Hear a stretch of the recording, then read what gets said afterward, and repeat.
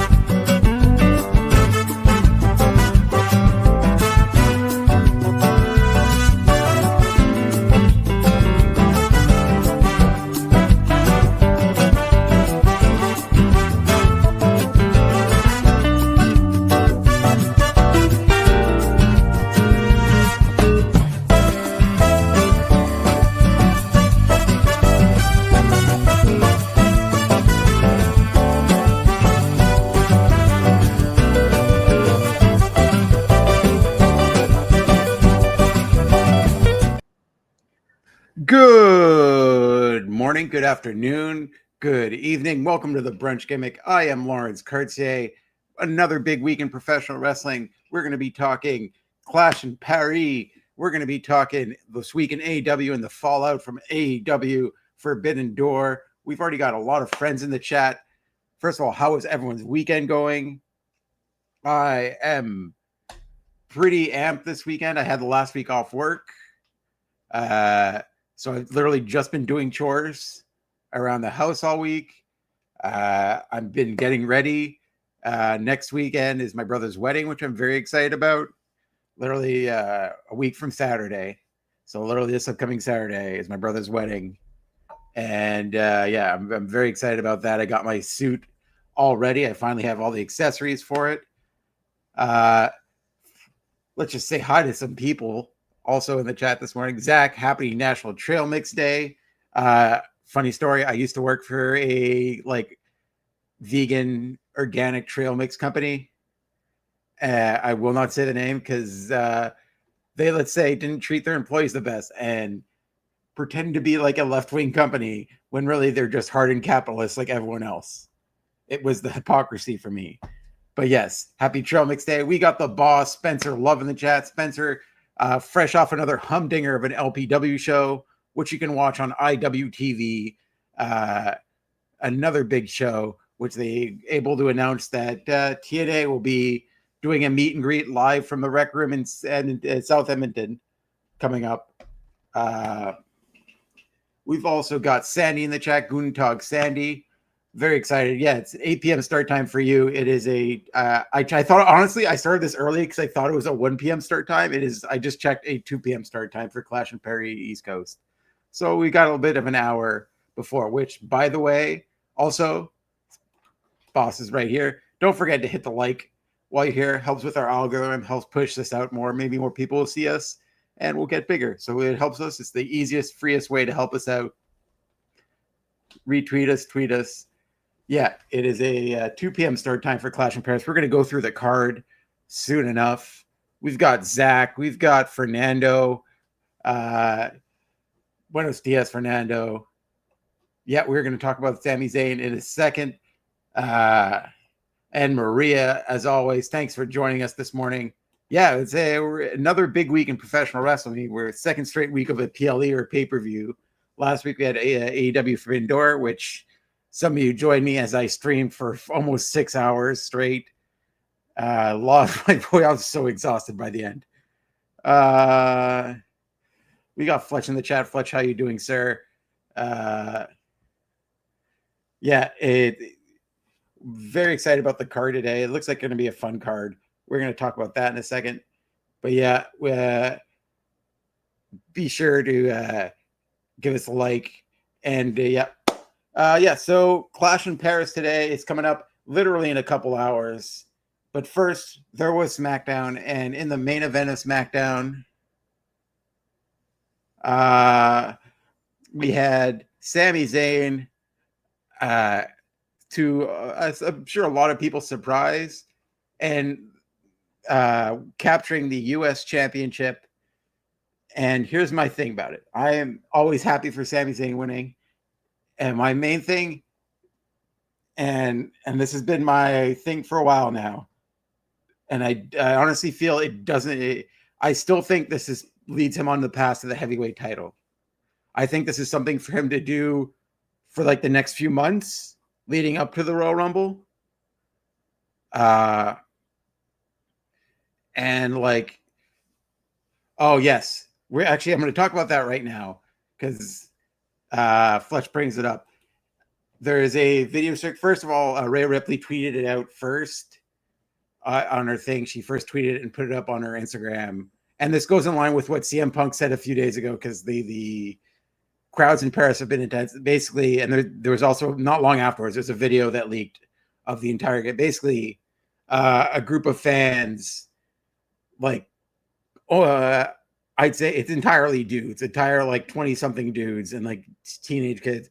Absolutely, like Rhea Ripley was out looking at the sites before the show, and a group of fans circled around her, didn't like talk to her at all, were just trying to get selfies with her, but it was like it happened quickly, whereas like 20 people surround her as she's trying to get into her Uber, and she sort of like shoved up, she can't open her Uber door because like they've all surrounded her, and it's just the people like it's the thing of like parasocial relationships people have with people they see on TV. It's the lack of human empathy. Like you're literally shoving a poor woman up against the door where she can't open her Uber door anymore to get in her car. And you're not even asking, you're just trying to shove your camera in her face and take a picture with her. It's so over the top rude and mean.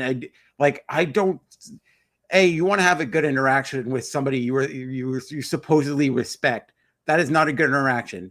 You're just trying to take something from that person because you feel you're entitled to that thing, and you're not. On top of that, WWE has to start looking at, especially when they're out seeing sites. I know it's hard sometimes because some of the wrestlers just want to go out on their own and try to like be undercover as much as possible. But like, especially in those big cities in Paris where there are rabid fans, they need to have security, pay either like a security company or security to go with them out to see sites, because this happens very quick. I also just saw a video of the same thing happen to Sheamus. Of course, he's bigger and able to handle himself more. And he's trying to calm it down. But like, again, like he was absolutely swarmed as people were trying to take pictures, and they're trying to do it as best as possible. Like, this is not the time. Like, these people are just trying to live their lives.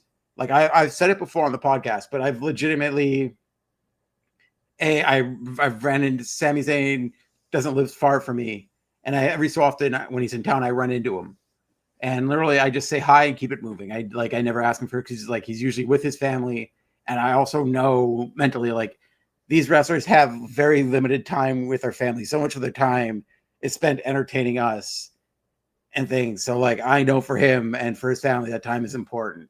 So I don't want to take up too much of the time. Like, I've ran into Becky Lynch and Seth Rollins, like right outside my workplace. And I literally just said hi to them because I saw it was the most like surreal thing of like their lives a few hours apart. It was them, like Seth had his car seat with his coffee in one hand and like the child seat in the other, with like Becky with their child in one hand.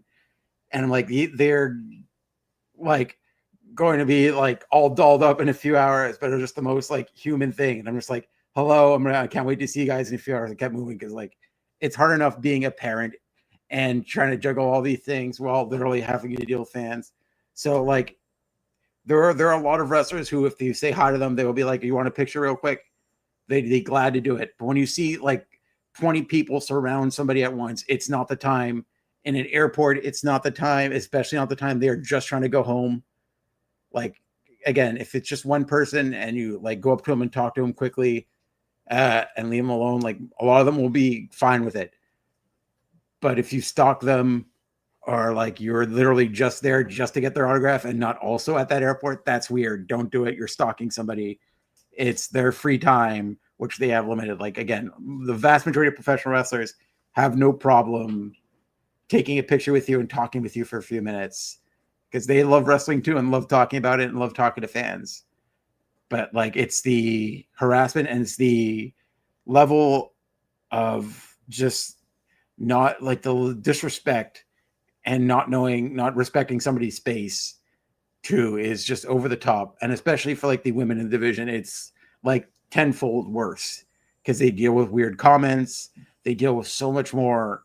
And just to have this, if like to not be able to put yourself in their shoes is so weird to me. Like, I don't understand how people like be like, well, they're paid to do it. They're paid to, no, they're paid to entertain us on a screen. Everything else is bonus and nice of them.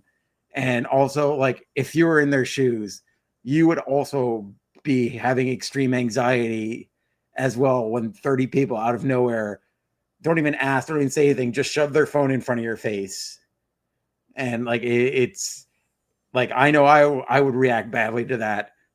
So to treat Rhea and any superstar like that is insane. And there's going to come a point where somebody's probably going to get hurt because of this. And it sucks and it's scary to think about, but it's true. And like, there has to be like both like any wrestling company too, but like especially WWE, where like the stars like they're a little more like the stars are bigger too. They have to start coordinating security better with them. Just having one security guard would have made all the difference there, because they would have been able to make a circle for her to get out of there the second she started getting recognized more and more. But yeah, so if you're out there, just don't do the same. I'm like, I know this chat is cool. Like, we love all of you. But yeah, it can be overwhelming quick. And what happened to Rhea there sucks. It makes all wrestling fans look bad. And like, it makes like the wrestling fans in Paris look bad, who are just there, like the vast majority there to have a good time, but a group of 20, 30 people will ruin it. Yeah, but like, even Omos is one person. And when 20 to 30 people surround him, it's a lot. Sadly, no, I'm not doing a watch along today. We are, that sets me up perfectly. We will have a post show with Pluggo's PLE post show again, right after Clash in Paris today. Pluggo will be back. I don't know if he has a guest or not. I did not check, but I know Pluggo will be here to talk the watch along right after Clash in Paris today. So keep on a lookout for that. Right after it finishes, Pluggo will be live, and he will be breaking down everything that happens. But speaking of which, let's get into the card. I have it up here. One of the first matches, also a big one, Roman Reigns versus Bronson Reed, the tribal thief, the owner of the Shula Fala.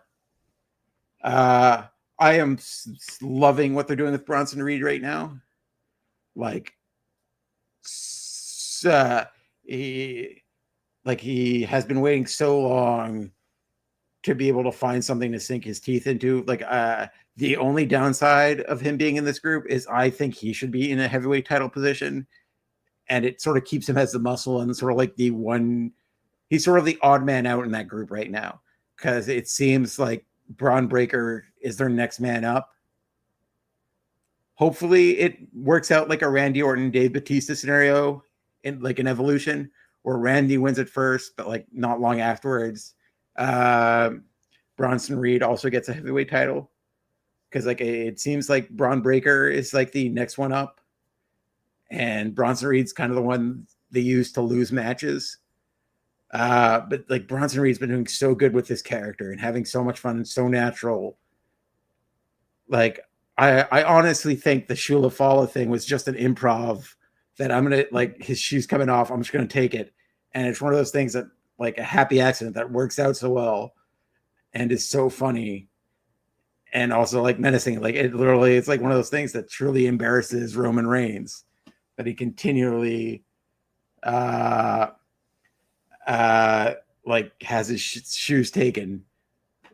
And you've got Roman Reigns on the other side, who, again, is probably his last match, probably till Survivor Series ish, probably till around there, because he does have to go shoot Street Fighter, which that cast is absolutely, it makes zero sense.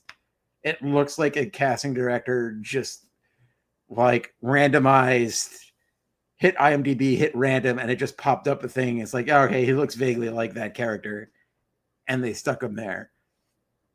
But yeah, yes, he's going to go shoot Street Fighter. Cody Rhodes is also there, Street Fighter, which, by the way, congratulations, Cody Rhodes, on keeping one hell of a secret. Although he slipped up a little bit in an interview and did say 2 kids, and the interviewer didn't, I think, knew that, like, he's trying to keep this a secret, and or at least he might not have also thought of it, because he did an interview, did slip up and say 2 kids. He did just have a newborn girl. His second girl was just born. Congratulations to him and his family. But yeah, he's also in Atlanta shooting Street Fighter. I believe Atlanta. But yeah, he's also right now shooting Street Fighter, and Roman Reigns is going to be joining him on set too to shoot that movie right after this. But yeah, Roman, I think Bronson Reed should win this because I think he needs a big victory. And especially with Roman not being there for a few months, it would help a lot, especially like and make their group like more foreboding. But like it's Roman, and Roman like almost always wins. Like I think it's hard for me to bet against Roman, but like, man, I want Bronson Reed to win this so bad because I think he's so deserving of it, and it would help him so much to have a big win finally. Like especially in a one-on-one setting. But I think it's Roman Reigns. I think it's easy going to be Roman Reigns. But like, if this isn't the main event, it's probably going to open the show, I think, and like having, I think it would be a big pop. Like it'd be the big pop they're looking for to like warm up the crowd for Roman to win, and you're probably going to see the rest of the Vision show up too to mess with that card. But yeah, I think it's Roman going to win. Then Bronson Reed's probably going to jump him after the match. Is my thing. It's probably going to hit like 20. Yeah, there it is. The boss. It's confirmed to open. Yeah, so like I think Roman Reigns is going to win, but the Vision's going to jump him. Probably Braun Breaker is going to show up out of nowhere, spear him, and then they're going to drop 20 tsunamis on him to write him off TV for the next like 2 months, 2 or 3 months. Again. Then we got the good old-fashioned Donnybrook match between Sheamus and Rusev. Again, 2 guys who like I'm happy Rusev is getting a pay-per-view match since he returned because they're smaller cards and hard to come by. I think this is like them showing the respect to those 2 like veterans at this point. Like you've got Sheamus who's been there forever. I think Sheamus wins it. Although like Rusev should win it because like he needs a statement victory since he came back. And like these matches are just generally going to be a lot of fun. Like they're ridiculous matches where like it's pretty much a no DQ match where you're going to watch these 2 dudes beat the hell out of each other. It's the kind of match like big meaty men slapping meat type match. And yeah, it feels like it's going to be one of those where they beat each other all over the arena. Like I think Rusev needs this win because he needs a statement win, whereas like Sheamus really doesn't. But like when they're there, they like giving Sheamus those like victories because like again, what do you do with Sheamus afterwards? Like I think they're either going to put them 2 in a tag team again or like keep them feuding. But like personally, I'm going to go with the upset here. I'm going to go with Rusev winning. Because like as much as like my gut, like it makes sense. I think Rusev needs this victory, and like it's definitely going to be a fun match. Like Sandy saying Cena is going to main event, which does make sense because we're going to get to it all in a minute. But like I don't see a title change happening tonight. We've also recently, it was confirmed on SmackDown, we got the WWE Tag Team Championships match between the Wyatt Six and the Street Profits. Here's my thing with the Street Profits. I really, really like. I think they should break up. Like, I think both. Like, granted, like they're a great addition to the tag team division and like stalwarts at this point, but both guys can be doing so much more as single stars. Like the fact that they haven't won a single, like neither one has won a single star or even barely been pushed. Like he hasn't, like Montez hasn't had like singles push momentum since like the Elimination Chamber in Montreal, where he's like in the Elimination Chamber for the US Championship. Like that was the last time he really had like singles momentum behind him. And it's a bummer because he's so talented. Like you have somebody who can be like an ace there, and you just aren't giving him that thing. Like I don't like I don't even think it has to be like a like blow up Doc and Montez split up. It could be like we could like we'll see you down the road type of thing. It could be amicable at the end of the day. And they both try to go achieve their singles goals. Like I think Montez is very, very deserving. Like he could easily be a world heavyweight champion on Raw. Like I could 100% see that happening.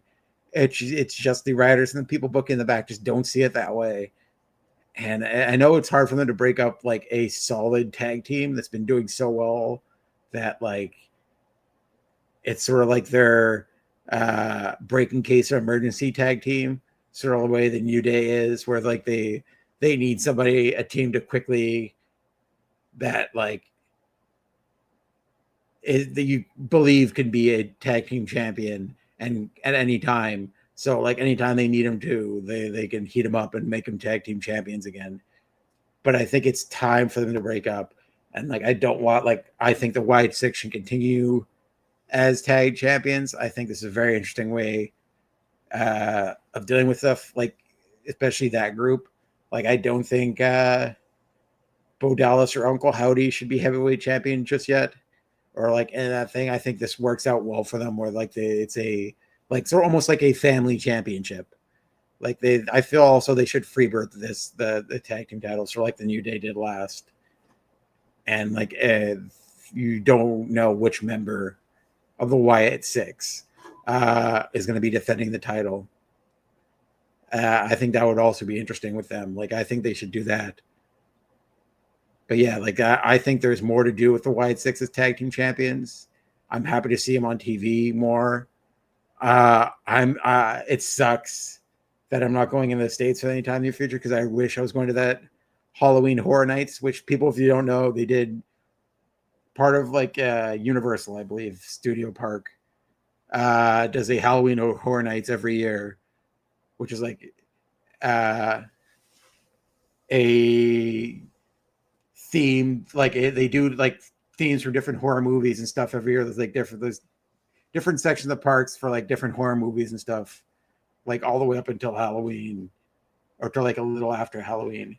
And this year, one of the things they're doing is a Wyatt Six themed one in partnership with WWE. And like everyone who's gone has raved about it. Like it just opened up, and everyone who's gone has raved about it. Like Kevin Owens on Twitter wrote a nice message saying how much it touched him and how cool it was, and how like he's saying like there's even a like Kevin Owens Easter egg in there that he caught. So like it's one of those things that like I wish I can go to there because it does sound so cool and so much fun. But yeah, like and it also very much pays respect to Bray Wyatt throughout. It's very much a love letter to him, and how much like Kevin Owens was saying like how much Bray Wyatt would have loved this, and like how immersive it is, and how like it is a love letter to both him and wrestling fans and fans of the Wyatt Six, and how it is like also kind of scary. So yeah, it was a very nice thing Kevin Owens wrote, and I'm hearing great things about it. Like, I'm happy for them, and I think it's a no-brainer in this match that the Wyatt Six return, like retain. Like, I think the title for them, I think they should freebird them. I think like Uncle Howdy should defend it one day. I think Eric Redbeard should also be like, you never know, especially like it adds that element of like the extra element of unpredictability with this team. You don't know which one of the like four guys there. Even screw it. If WWE wasn't WWE, I would say have Nikki also in there and potentially defend the title too. Like that would have been awesome, but it's WWE and they'll never let that happen. But yeah, I think the Wyatt Six are the obvious ones to retain here. We've also got the Women's Intercontinental Championship match. Becky Lynch versus Nikki Bella. One, I'm actually excited for this match. I think Becky Lynch is going to retain. She has more to do with this title, but I think it's been a really fun feud with her and Nikki, and sort of like one of the few people. Like Nikki's one of the few people who can sort of like, for lack of a better term, son Becky Lynch, be like, I've been here before you. I created this road for you that you're walking on. Like one of the few people left who shows up in WWE, you can do that to her and sort of humble her in that way. So it's been fun to see those promos go back and forth. And like, if you watched on Cody Rhodes' podcast, Becky was saying how much she enjoys being a heel.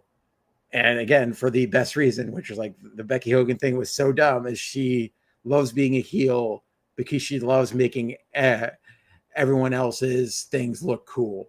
Like she said, like, I don't have that many cool moves, but I'm very good at making everyone else's cool moves look even better. And like that's why like Becky Lynch is awesome, and she just wants to make everyone on the roster looks better. And I think this is a like, especially for like those international shows, we like need a like where they oftentimes bring like a former star or legend up there. I think this is going to be a fun match between the two.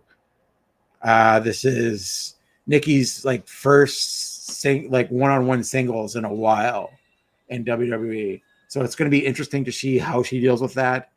Being back, she's been putting in the work, she's been training for a little bit, so like hopefully she does really well. But I don't see Nikki Bella beating her. I think this is Becky, and they're gonna set up another feud. Maybe like we'll see what's happening with Bayley and those vignettes and see where she falls at the end of the day, if she's gonna show up at the end. But yeah, like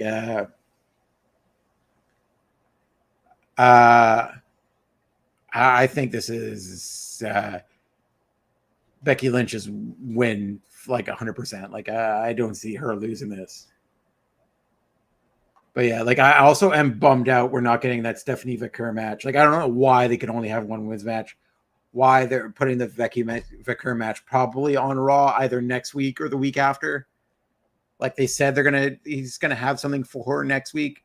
But I don't know if he's just gonna be announcing who she's gonna be competing against. It sounds like it's gonna be somebody who's not currently on the Raw roster, is the general rumor, and do with that as you will. And two, it sounds like it's going to be a one-on-one match against Stephanie Vicker. Like they're not doing a tournament; they're just going to do a one-on-one to crown the champion, and it should be Stephanie Vicker to win. Honestly, I think unless they 100% were not planning on her winning, had other plans for her, and are using this other person to win, but I think it should be Stephanie Vicker's title to lose at this point. Because like she is so talented in her own right and deserves like somebody who's automatically been doing this for a while and can easily be champion right off the rip. Like I know she hasn't been on the Raw roster very long, but she's a veteran in her own right and like could easily be champion right now. Like it's plausible that she immediately wins the title. And like, I'm bummed that they didn't put this match on this card. And they're just like, whoop, we're just going to swap another women's match for it because we can only have one women's match on this card. That's the bummer thing of this card. They should have added another women's match instead of like the tag team title match could have been a SmackDown match. And they could have put in the Stephanie Vaquer match for the heavyweight title on this, which sucks. Like, I don't like that they swapped it out. They could have had both. But, you know, it is what it is. It's their booking.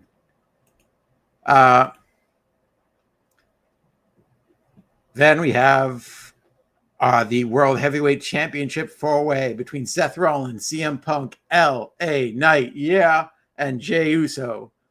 I think this is going to be Seth Rollins to win. I think they're clearly, for at least the next few months, building CM Punk and Seth Rollins. At this point, I still think Sami Zayn at the Royal is probably going to win the Royal Rumble and challenge whoever is the heavyweight title, probably Seth Rollins, still Seth Rollins. But I think this is going to continue the feud between CM Punk and Seth Rollins, and this is a way for neither of them to lose the match. Now, my thing is, it's either going to be this one or possibly the Sheamus Rusev match.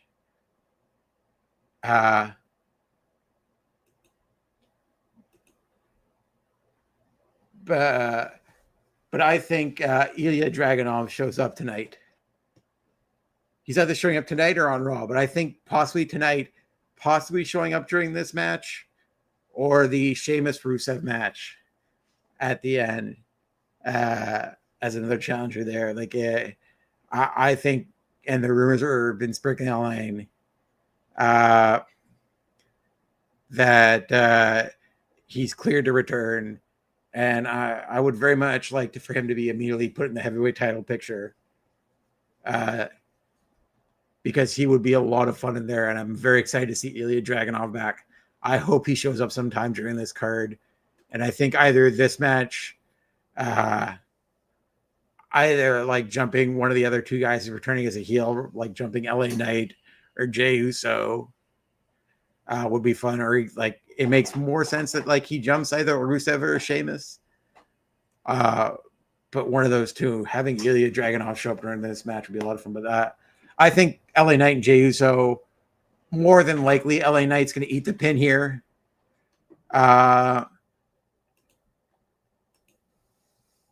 And Seth Rollins retains.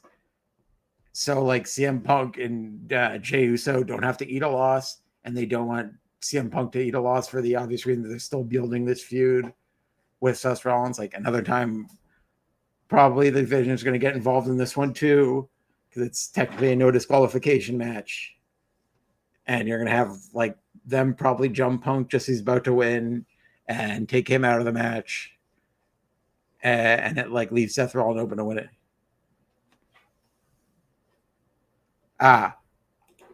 Thank you, Ophelia, because I wasn't sure, but the Peggy in the chat saying Michael Cole just confirmed the Fatal 4-Way is the main event. Yeah, so that's going to be main eventing. We do have one more match to talk about, though, before we get into AEW talk, and that is John Cena versus Logan Paul.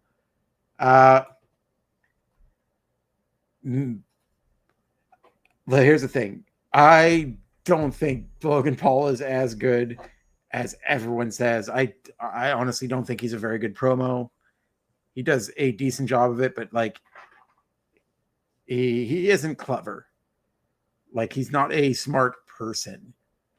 He could be good at business, but he's also not a very smart person that has like a quick wit. Like, his promos never blow me away. It's always like the lowest common denominator burn. He does have a natural charisma to him, but like, again, I don't like that they gave one of the very, very limited slots of John Cena's final matches to Logan Paul. There are a lot of like younger talent who've been there forever who would have also made more sense, and it would have like been huge for them to be one of their final matches. And they just gave it to Logan Paul bums me out a little bit. I don't like it. I think Cena wins this one, but like, oh God, it's such a bummer that like there are so few. Like there's like what, less than 10 appearances left, which means maybe like only a few of those he's going to be doing matches on. So because all those are just appearances to like do promos for his next match. Like, we're probably gonna see, oh God, Brock Lesnar show up in this match. I don't want it. Like after this match is done, they're probably going to be setting up the WrestlePalooza match against Brock Lesnar after this, which I will not be watching WrestlePalooza for that reason, and also I will be in Toronto for All Out that weekend, so I'll be watching other wrestling and not this one. Because boy, howdy, do I not want to see Brock Lesnar on my TV ever again. And the fact that he's probably going to show up at the end of this match to set up that match in a few weeks makes me sad. And like, it's like literally WWE being like, how many bad people can we fit into this one match? You're about to find out. So yeah, that whole thing's a bummer. It sucks that Logan Paul's going to like, will he give him a good match? Yes. Logan Paul is incredibly athletic. He at this point knows what he's doing, knows how to use his physicality, like knows what moves to do. Like he's good at it, and like he's going to give Cena a good match at the end of the day. But like again, this could have been used for a whole litany of the other roster. Like, I think it was Kate from Fightful who put up the different ages, the like medium age of this card being like either like 38 or like 40, and like it just goes to continue WWE's not pushing younger talent right now and just pushing their like proven stars on pay-per-views, which kind of sucks. Like like I would like to see Triple H move from his like 5 or 6 match card limit, add like a couple more matches so we can like get more stories going for younger talent and different talent on the card. Like I know they're building, like they have, which seems like a holding thing, which is like people have been complaining about Carmelo not being on TV, so we're gonna put him on TV but with the Miz and a tag team is gonna blow up soon and lead with a feud with the Miz, I guess, even though like Carmelo should be either feuding for the US title. Like honestly, he should be the one to take the UF title off Sammy in a few months. Like I think this is the Sammy winning the US title was just a holding pattern for him for the next. That's why they moved him to SmackDown too, because I think he's gonna, by early next year, he's gonna be back on Raw, probably feuding for the heavyweight title. They couldn't have. He would have been. It made sense that they moved him to SmackDown to keep him away from it because it was getting clogged, and they've got CM Punk feuding with Seth for the next few months. But yeah, like I think Carmelo should like end this thing with the Miz soon, with the Mellow Don't Miz, and he should be feuding with Sammy for the US title, and he should probably like Survivor Series or something take the US title off Sammy. Is very much what I would like to see, because that is a dude that they're like younger talent who they can do so much more with. But yeah, that is the Clash in Paris card. This week also was the hot off the heels of AEW Forbidden Door, which I enjoyed. As mentioned earlier, that I did do a watch along last week for that. That was a lot of fun. I want to thank everyone for who hung out with me for a little bit there. It was a lot. It was a long afternoon, but I enjoyed the card. And this week they were back in the 2300 arena, the old ECW arena, which was like visually a lot of cool. It's a very much smaller place, but like I think they can do a lot of things. I like the fact that they use that opportunity to pay respect to Taz. That was really, really nice to see the fact that on Collision, I believe they made it official but they hung I get a banner for Taz in the 2300 arena for all his time in ECW and like working there and surprising him with it. Like the fact that they had after the show, the whole roster, a bunch of the roster who was still there, come out wearing Taz shirts and having his son and wife show. Well, his son was there because he works there, obviously, but his wife surprised him and show up for him, pay respect to Taz. I think it was a great opportunity and like well worth them using that arena. I like the fact that also they changed that Tony Khan now has made it that the MJF's contract is now you have to announce it a week in advance, at least a week in advance, when you're going to be taking your shot for the title. Which I like honestly, I really like the idea of that. It makes AEW is at best when it's AEW, when it's its own thing separate, that like it doesn't look like it's copying WWE. And that looked like it was copying the Money in the Bank briefcase you see just over my shoulder. And it was like weird and came off awkward. And like the last time they did it, didn't work out well. And yeah, like I like that MJF just can't cash it at any time, like the Money in the Bank briefcase. The fact that this is you get to have a match at any time, but you just can't pick. You can have a match, but you've got to tell a week in advance. Was a smart change on Tony Khan's part, which like works out better. Even though they can go without doing this contract thing every year.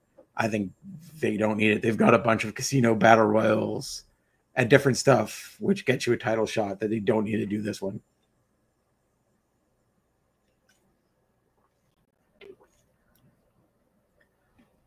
Yep.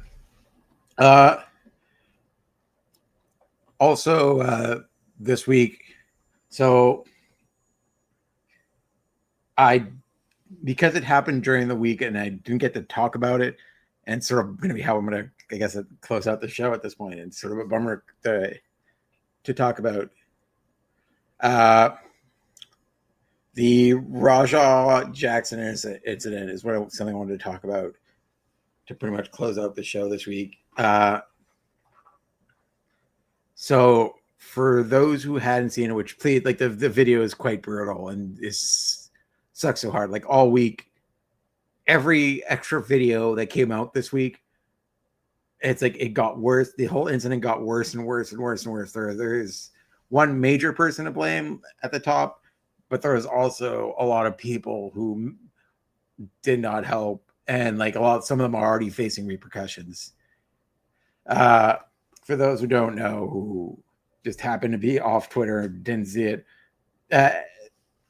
the son of Rampage Jackson, Raja Jackson, was invited to the school owned by Rikishi to do a live stream. And while he was outside before the show, one of the wrestlers, like, he was sort of joking around with, he thought he was joking around with him and was like sort of screwing with him a little bit, crushed a can on top of his head, to which Raja Jackson took personally. And they sort of got face to face and it got tense, and it was like backstage, it was broken up fairly quickly. And like eventually after a little bit, they shook on it. They said, we can use this in the ring for a story. And then one of the wrestlers, I believe AJ something, walked away with him. He was the cowboy with him, who gassed him up and told him to get your receipt, which he now claims he said in character, which like pretty much every other wrestler was like, no, wrestlers do not say you're going to get a receipt in character. That makes no sense. He's trying to make excuses for his actions, for gassing up Raja. But tell him to get a receipt, and Raja then sitting ringside and was also getting gassed up by his chat, who also like, this is almost 2 weeks apart. There have been two absolutely disgusting incidents on that streaming site, Kick. That site is awful. They should it should be no surprise that the streaming site that's populated by like Nazis and pedophiles and people who are canceled from Twitch would lead to bad things. This is the second incident in 2 weeks. Somebody, a French streamer, died live on Twitch, and no one in like the room. There was a bunch of people there, and no one helped them. They were like throwing balls up. But yeah, like, this is the second time in 2 weeks something's happened on Kick, and he was streaming on Kick outside of the ring, and his chat was gassing him up, getting him angry, and he was stewing in the front row. He then jumped the wrestler, who's Psycho Stu, I believe his name. Immediately knocked him out on a slam, and then landed 20 unprotected punches to the face. Now, Stu is up and awake. He was there was a picture released this week, a few days ago, with I think a couple days ago, with him in bed, up smiling with friends, which is very good to see. Like, this whole situation was so terrifying. He is very, very lucky that it couldn't end up worse. But yeah, as of right now, the LAPD is still investigating the assault, which is insane. It's insane to me that it takes something to investigate something this long, that the dude admitted to it being premeditated on camera, repeatedly saying, I'm going to do it. I'm going to punch him for real. I'm going to beat his ass, repeatedly on camera, then assaults him on camera, then shows no remorse. Like, how cold he was afterwards. There's a video of him in the parking lot when they thought Stu might have died in the ring, and he did not care. Like, did not give a damn. That was so cold. Like, I'm gonna say this now. Like, I very much feel that within like 30 years, like soon enough, we're gonna have studies where like the brains of streamers get examined, and you're gonna see that's gonna be similar to CTE, where like the chemicals in like streamers' brains are permanently messed up, because like some of them lack so much empathy. And like I can guarantee you, being in front of the screen for like 6-7 hours a day, chatting with people or doing some of the ridiculous shit some of those guys do on camera, is not good for you mentally. Is draining as all heck. So yeah, like he was like, did not care about Stu at all. The AJ, the cowboy wrestler, went on a podcast, which I like read the transcript of. Everything I read about it, it was just a dude who was desperately trying to save bookings, like future bookings. It was just him making excuses for the most part for his actions. I think that's gross. Like, he, like 100% the blame goes to Raja Jackson. He's a grown man who is in charge of his own actions and took advantage of a scenario so he can assault somebody. And that's disgusting. Like, he knew that the like wrestler wasn't ready to defend himself for an actual fight, and took the chance and jumped him from behind.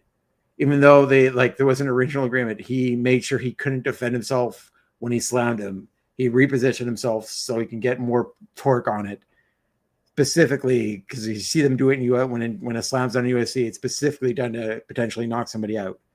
I think he wasn't ready for it, and he got knocked him out. This is like, Raja is the main thrust of it, but AJ also deserves his fair share of blame here and should be like found culpable of something, because he gassed him up, told him he would help him if anything goes wrong, for like actually punch him. And like I would say Joel Pearl on In the Weeds said it best. He was basically agenting that match.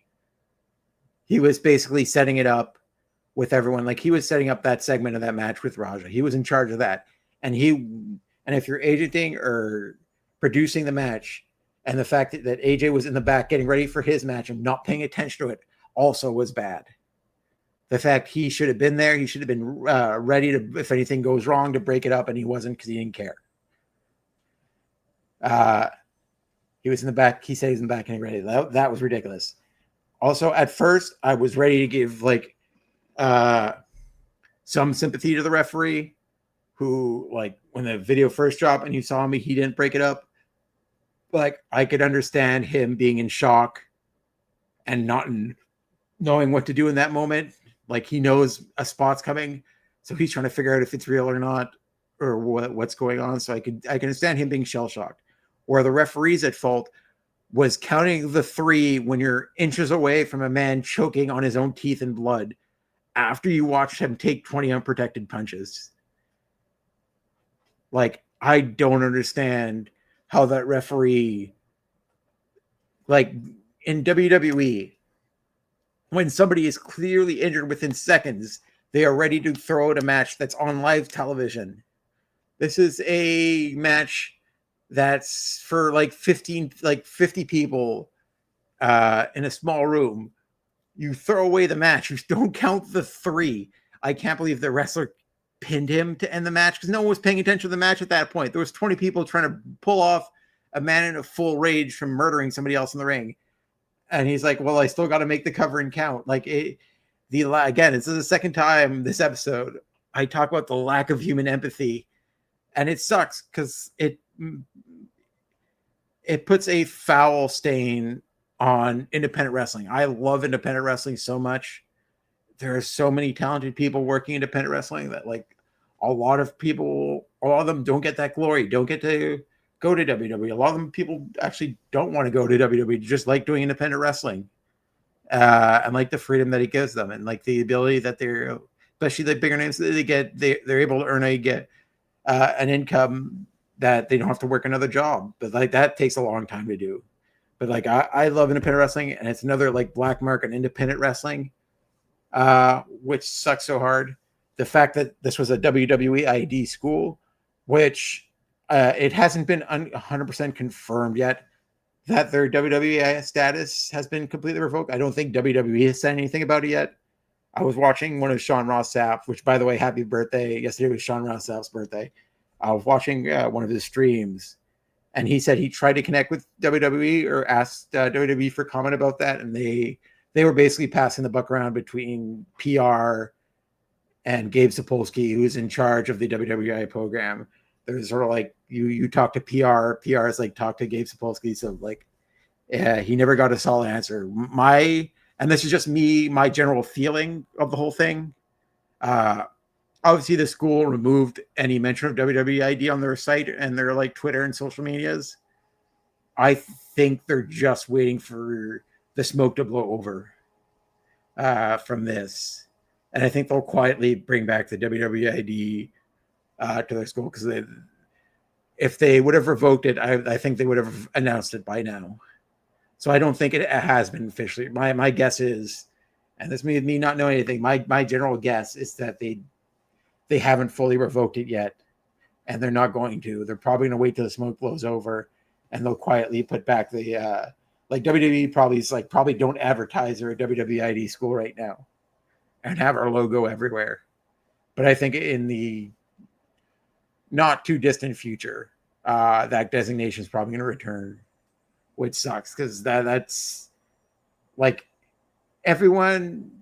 The beautiful thing about wrestling is that at the end of the day, it's people doing insane stunts, but are there to protect each other. And that school horrifically failed on several different fronts.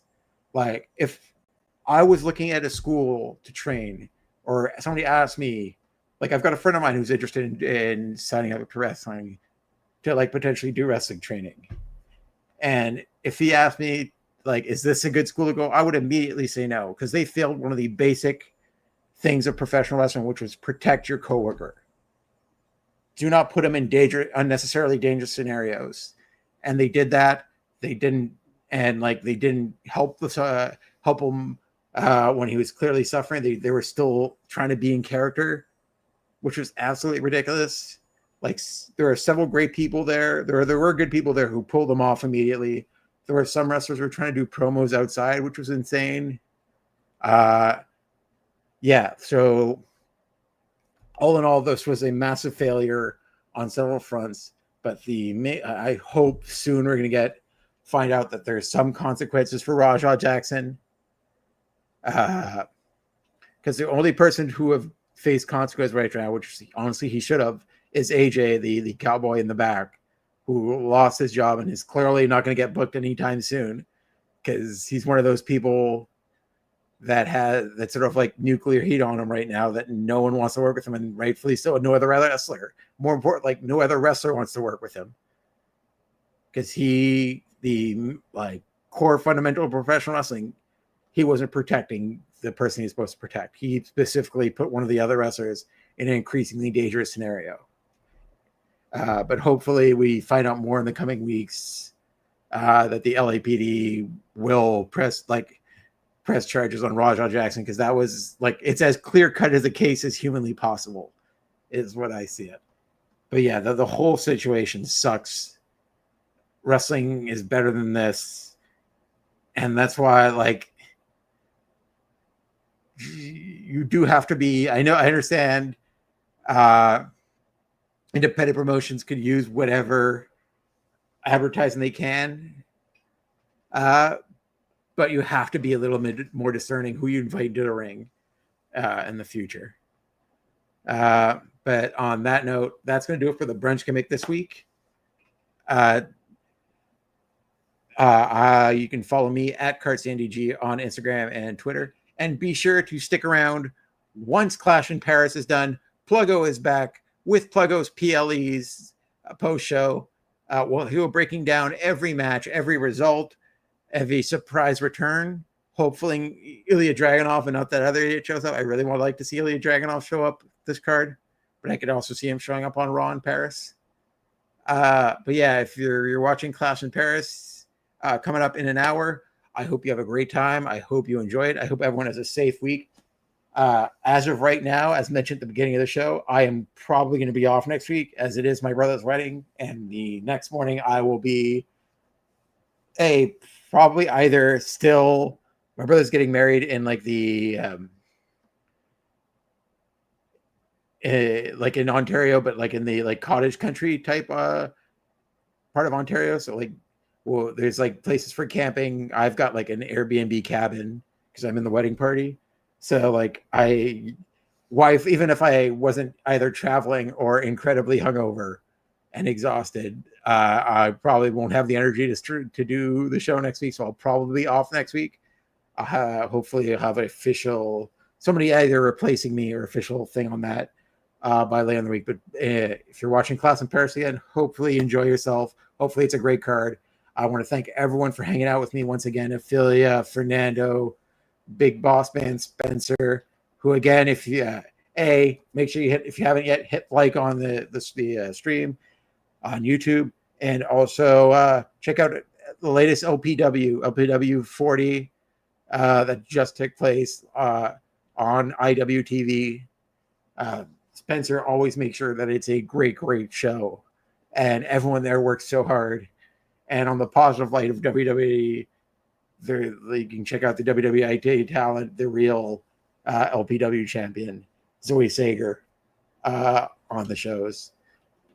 Again, Fernando, thank you as always. Sandy, thanks for hanging out. Hopefully we'll see you in the chat for the PLE post show. Maria, as always, nice to see you. Fletch, thank you for hanging out. I appreciate you guys so much. We will see you back here next week. Have a great weekend, everybody. Bye. Have a happy Labor Day, too. Enjoy your long weekend. Bye.